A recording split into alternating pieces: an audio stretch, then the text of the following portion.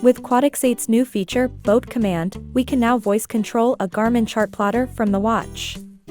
First, pair the watch with the chart plotter.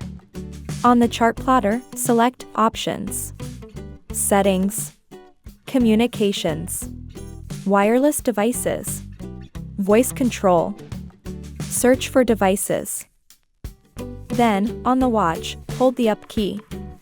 Select Watch Settings, Connectivity, Chart Plotter, Pair New. Then, you will see your watch on the chart plotter. Select Connect.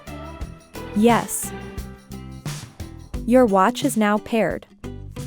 We can now use the watch to voice control the chart plotter.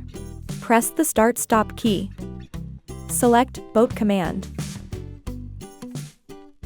Say your command, like Sleep Display, Wake Display. You can also use a Bluetooth headset to voice control your chart plotter. The pairing process is the same as the watch. Once paired, we can use the headset to voice control the chart plotter.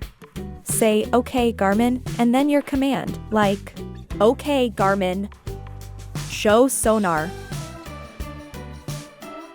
"OK Garmin, show radar."